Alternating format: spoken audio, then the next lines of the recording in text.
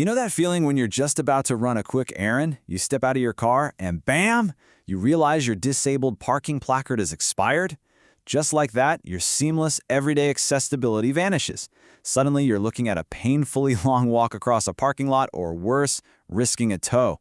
Listen, accessibility is absolutely your right, but keeping it uninterrupted, well, that's your responsibility. Welcome to this explainer. Today, we're going to bring some serious structure and clarity to the incredibly vital process of renewing your disabled parking placard in the state of Tennessee. Whether you're navigating this bureaucratic maze for the very first time, or you just need a quick refresher, stick with me, we are going to cover the whole shebang. So, what are we getting into today? We're going to breeze right through exactly who is eligible, the specific paperwork you're going to need, and a simple step-by-step breakdown of the renewal process itself. Then, we'll troubleshoot some common roadblocks, hit a rapid-fire Q&A, and wrap it all up with your next action steps. Let's be real for a second. What really happens when that placard expires? You're not just looking at a minor inconvenience. Imagine facing a fine of up to $200, or maybe getting slapped with mandatory driver education requirements.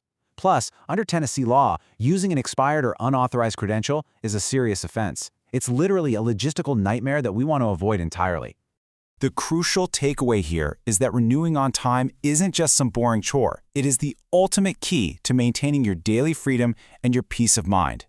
Keeping that little piece of plastic up to date guarantees you can park where you actually need to, totally free from the anxiety of looking over your shoulder for a parking enforcement officer.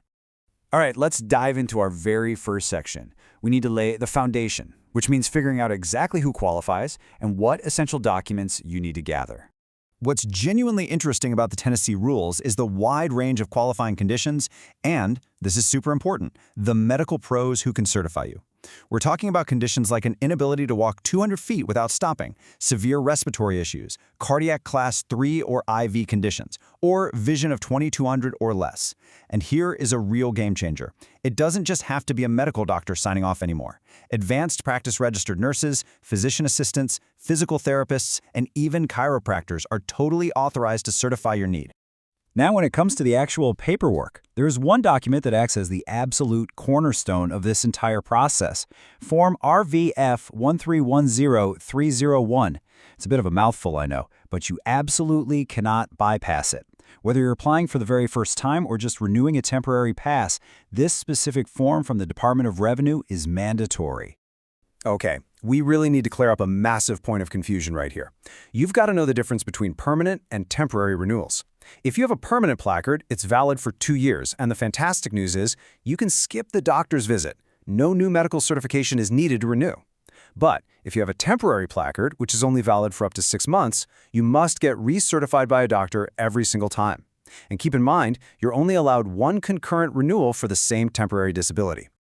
Moving right along, let's get into the absolute core of our explainer today. We're going to map out the practical, step-by-step process to actually get that updated placard into your hands.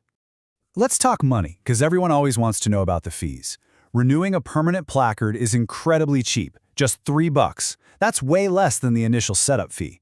Temporary renewals will run you $10. And here's something really great. If you are permanently confined to a wheelchair, or if you're a totally disabled veteran with the right VA paperwork, your renewal is 100% free. $0. Now, for those of us who love a bit of digital convenience, you might be able to skip the DMV lines entirely. If your specific county supports it, shout out to Blount County, for example, you can do this all online. Just jump onto secure.tncountyclerk.com, pick your county, type in your old placard info, upload a quick picture of your driver's license or ID, and pay with a card. It's incredibly slick and usually processes in just a day or two. But hey, maybe you prefer doing things the old school way, or maybe your county requires it. Places like Davidson or Shelby counties do. If you're mailing it in or going in person, it's a simple 3-step process. Fill out the form, attach the fee, and submit it. A quick heads up if you're mailing it though, some counties, like Davidson, specifically require your check to be drawn on a Tennessee bank with a pre-printed name and address. Plus, expect a tiny mail-in fee of like $2 or $3. I want to offer a huge pro tip regarding the form itself. Meticulously check the correct box in Section A. This section lists all those different fees we just talked about. I'm telling you, checking the wrong box or sending the wrong dollar amount will immediately bounce your application right back to you. It's a silly mistake that causes super frustrating delays. Even with the best laid plans, roadblocks pop up. So let's anticipate those hiccups and equip you with some actionable solutions. A surprisingly common pain point is losing the actual physical placard. Maybe it was stolen from your car, or maybe it just got completely shredded over time. This immediately threatens your parking status because by law, it has to be hanging visibly from your rearview mirror. So what do? Don't panic. The fix is actually really simple. You just submit a sworn loss affidavit to your county clerk, along with a tiny $2 replacement fee. And here's a kind of funny but true tip directly from the Department of Revenue. If your placard is torn or mutilated, like, say, your dog chewed it up, you absolutely must include those surviving, mutilated pieces in the envelope when you apply for the replacement. Speaking of avoiding delays, here is another classic beginner mistake: forgetting to sign the applicant certification statement. Your doctor's signature at the bottom is definitely required, but it does not cover your part. You, the applicant, have to certify that all your info is true under penalty of law. So always double-check those signatures before you mail it off. All right, let's pivot into a rapid-fire Q&A section based on the absolute most pressing questions we see from Tennessee residents. First up, what if you live right on the state line?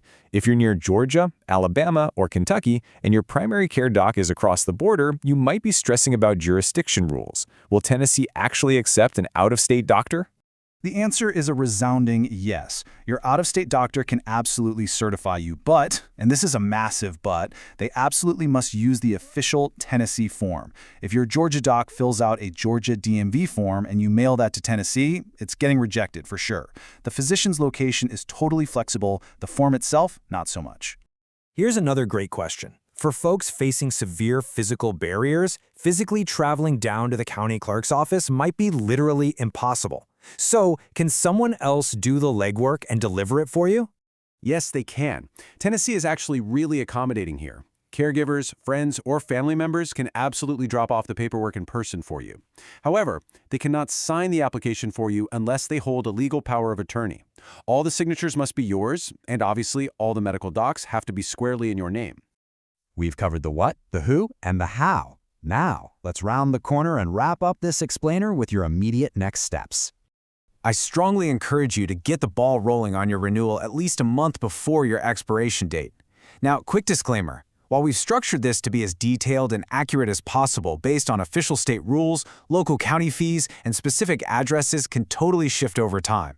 Always verify the final details directly with your local county clerk or the TN Department of Revenue's website just to be safe.